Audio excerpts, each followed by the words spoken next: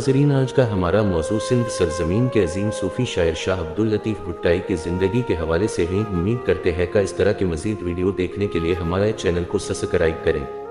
ناظرین، باب الاسلام سندھ کو یہ عظیم اعزاز حاصل ہے کہ بر صغیر میں اسلام کے اولین نقوش اس خطے پر نقش ہوئے۔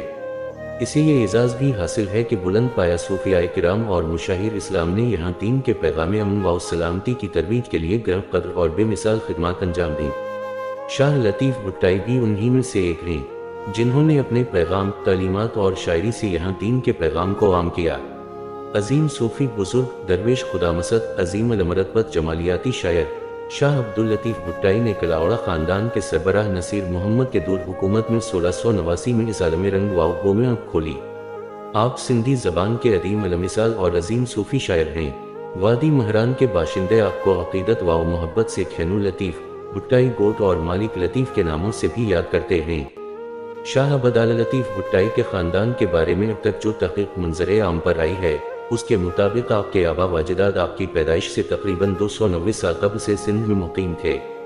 شاہ صاحب کا خاندان سندھ کے بڑے پیروں میں سے ایک تھا اور تصوف کی دنیا میں اعلیٰ مقام رکھتا تھا۔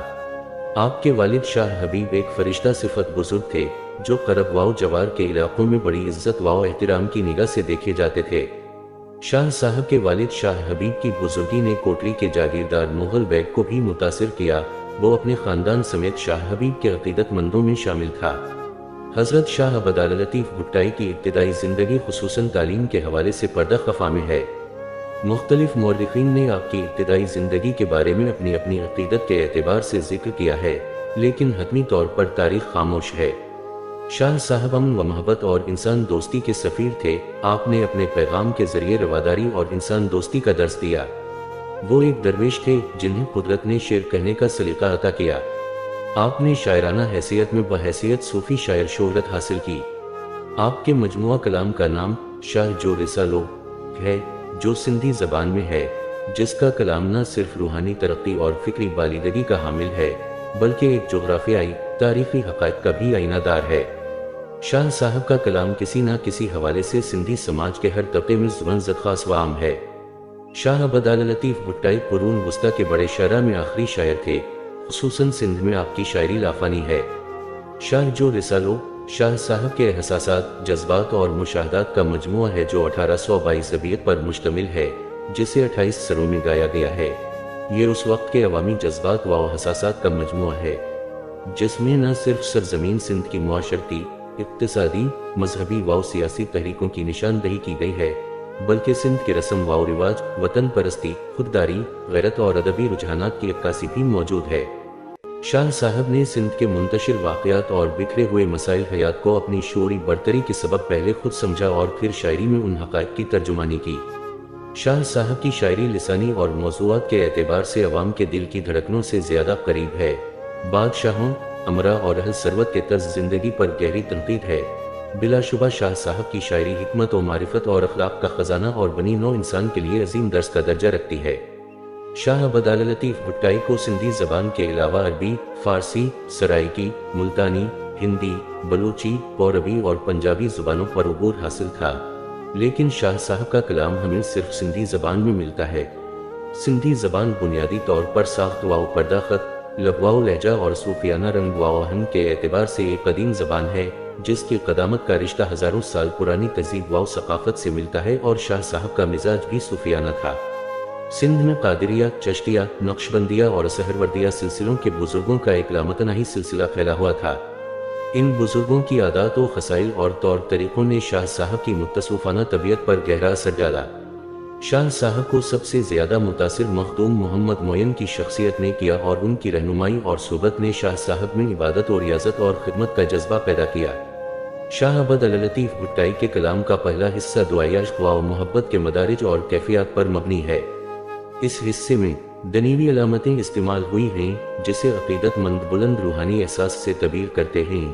دوسرے حصے میں سندھی زندگی کا پس منظر بیان کرتے ہوئے سندھی زبان کے مختلف پہلوؤں کی دلکش تصویر کھینچی گئی ہے۔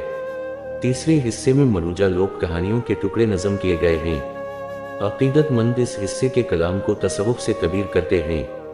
شاہ عبداللطیف بھٹائی کا کلام سدا بہار پیم فکر و عمل ہے، جس میں فلسفہ حیات بیان کرتے ہوئے امن و آشتی، عدل و انصاف، خلوص و محبت اور اتحاد و یگانگت کا درس دیا گیا ہے۔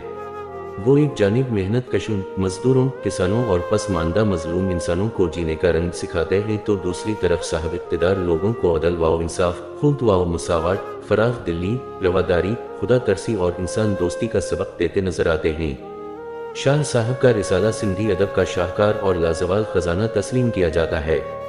پورے رسالے میں کہیں بھی کوئی لفظ بے جا، بے معنی استعمال نہیں کیا گیا۔ تمام اصطلاحات، محاورات، تشبیہات، استعارات، تمثیلات، تراکیب، روانی، ثنائے و بدائے، ترنم، وزن، قافیہ فن کے لحاظ سے پختہ، برجستہ اور اعلیٰ ہیں۔ شاہ صاحب کے رسالے میں کہیں مولانا رومی کی مثنوی کی بوقلمونی، کہیں گلستان و بوستان سعدی کی گلکاری، کہیں حافظ کی مستی، تو کہیں حکیم سنائی کا تصوف، کہیں امیر خسرو کا تغزل، کہیں فردوسی کی منظر کاری، کہیں نقاشی فطرت، مولانا جامی کی پنج گنج کی جھلک، تو کہیں غزالی کی حقیقت پسندی موجیں مارتا ہوا سمندر نظر آتی ہے۔